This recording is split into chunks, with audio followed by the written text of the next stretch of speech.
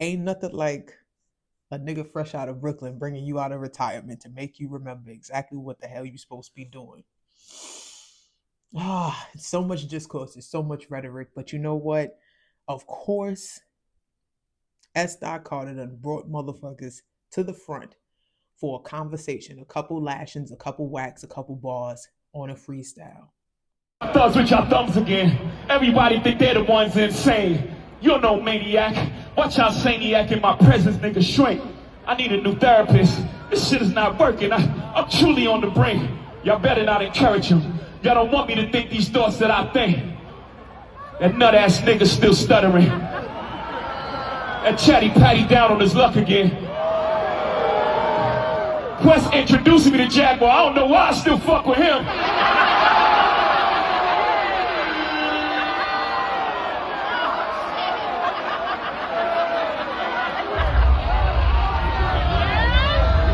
You was wondering why I ain't do the freestyle rehearsal. That lady back on the stuff, she sound like she in love with him. Her king can't even take their kids. Enough of them. A rapper can't be my eye. I got MAGA Republicans. Them shots came from the very top of the government. Good luck with them. I'm governed by God. You trying to break the government. I brain for 40 days. My neck get flooded again. Wrist get flooded again. My net worth went up again. My next update, the jig is up. Nigga, I'm up 10. Wrong chart, champ. You gotta look up again. Niggas look up to HOV. I never looked up to them. The crackers got your publishing gangster. Go talk tough to them. Don't talk success to me. You niggas is workers. In perpetuity is how your contract is worded. Don't make me go first, man. And my oh my, is the internet in a bit of a tizzy. But one of the standout discussions on this here freestyle is about him addressing Drake, and Drake, because I have a whole nother video set aside, and I guess the quick preview of my perception of Drake after listening to Iceman. For one, I don't think that it's a bad album. I don't think it's a good one. And for that, I think it's about right about mid-range. Drake to me reminds me of like Brian from Family Guy meets a rap economist. I'll get into details on what that means, what that looks like when I get to presenting it later. But going back to the conversation around his need to address and attack Jay-Z, it's because Drake has this obsessive kind of I'm number one, I'm number one, I'm number one. This perfectionism thing. And I'm not mad at him for that, because I feel like it's competition, as you all would say. But I'm watching people get real frayed at the idea that Jay-Z did this freestyle. Unplanned. But the snippets from this Roots picnic is all over the place and everybody's talking about it. But the one thing that he talked about that I'm going to come back to, because Jay-Z has been saying this about Drake for a while now. That man said, in perpetuity is how your contract is worded. Niggas is workers, bro. Let's not forget that Drake is very much in the midst of a lawsuit that talks about something along the lines of the use of somebody like a Kendrick Lamar to depreciate his value so that he could not renegotiate or earn what he believes he deserves. That's something for another day, but hear me and hear me clear. Before this moment where Jay-Z is talking about what Drake's contract says, and this is not by any means to suggest that it is indeed a fact, but it's not new commentary, because Jay-Z said this back on that Boss song, and I've mentioned it in my previous videos, when he said, niggas rather work for the man than to work with me, just so they could pretend that they on my level. That shit is irking me. Pride always cometh before the fall, almost certainly. And I said, well, it kind of sounds like he was trying to send Drake a message from a really, really long time ago.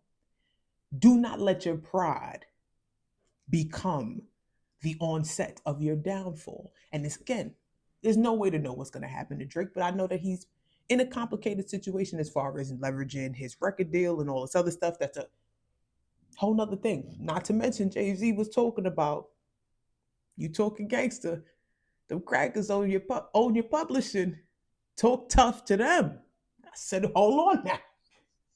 Hold on now. We outside today. There is a conversation that is happening where we have to acknowledge the complicated relationship that happened in Young Money in respects to record deals, top spots, owing money, having money, and all of these things where ultimately they do not stand on the ground as independent artists, which is tough to see, right? Because we've seen this happen before. And I guess if you've been paying attention to rap and pop culture long enough, this is not new that people have these great moments inside of their careers, especially in the entertainment space, and they take these terrible falls from grace. And dare I say, if Drake had gotten off of that high horse of believing that he was better than everybody, I think that he would have been better prepared to intercept this battle that he did not win with Kendrick Lamar. But you know, when you think you're better than people, you don't listen to folks.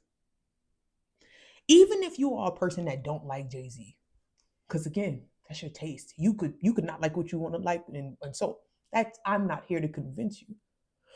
But there is something important about watching the motherfucker not only go from a poor man in the projects to a billionaire, but going from a street legend to a rap legend. There is something specific about that fabric, that continuity of legacy, that fabric that transcends class systems and business structures, innovations in accordance to wherever you are. There is something about that version of adaptability that I think every single one of us should be paying attention to and paying attention on purpose.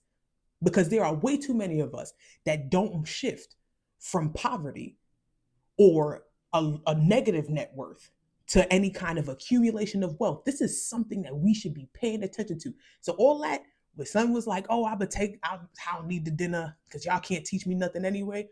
Bro, the lyrics have been telling you to pay the fuck attention. Again, pride always goes before the fall.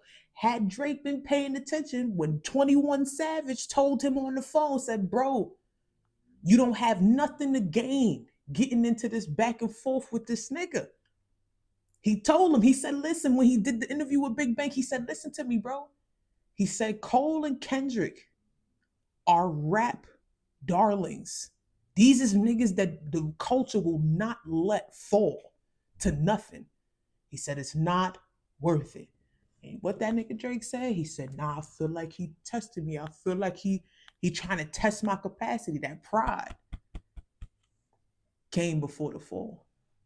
So hear me when I tell you, I'm excited to see it. Not because I really care for the internet shenanigans, because again, the internet is facts. When I tell you all that Iceman shit, that shit, if it wasn't melting before, man, oh man, motherfuckers are seeming real unstable and upset right now. Said, oh, I thought he was too big to respond. That's how come y'all kept poking at that bear. Because y'all was under the impression that nigga ain't had nothing in the tank. Let them sleeping bears lie. Let them sleeping dogs. Because when them niggas decide that they getting up and they biting at you motherfuckers, then you gonna act like, well, what you doing all that for? Now everybody is speaking hypocrisy and, oh, I thought he was too big for this and blah, blah, blah. That nigga is rapping on stage. He did a little freestyle, which means he came up with it on the spot. He didn't prepare this. That means if Drake wasn't talking shit, there's a good chance that he wouldn't even have came up. That's how freestyles work. That's how freestyles work. If you go look up some clips from Smack DVDs back when Conceited was doing battle raps before he was on Wild 'N Out, if you go and you look those up, check out them Arsenal tapes. It looks exactly like what he did on stage yesterday. And he drew up something that was exciting and not seen before. And man, all you motherfuckers that was talking about who's the GOAT, y'all feeling very, very, or let me not say that's what y'all feel. I can't put that on your badge. But your comments suggest that some of you niggas feel a certain type of way. Hear me when I tell you. Jay-Z, again, this is the reason. That motherfucker is the reason that I listen to rap. So if you came here because you was hoping that I was gonna say something adverse, something negative, something fucked up, I am not the one. I'm not it. I am not it. That shit, there is something almost prophetic about a motherfucker that y'all been talking about for all these damn years, just doing a little, stop talking to me like that. And everybody's upset. I don't know. I don't know. I don't know. It's given that one step sounds like the feat of 10,000. I don't know how people is so turned up about it, but I know that I am excited. I'm waiting for my 99 Problems vinyl to come in because, like I said, that is the reason that I even listen to rap. So I'm not surprised. But you know what? In light of us having this discussion, let me make sure that I cut this here so that I could get into this Drake album review and tell y'all what I think. And I'm so glad to see you all again. School is finished for now. I'm not completely done. I did well. I feel really good about that. And yeah, we got a few things. I have a full list of stuff I want to talk about and a couple scripts that I've already written. So stay tuned.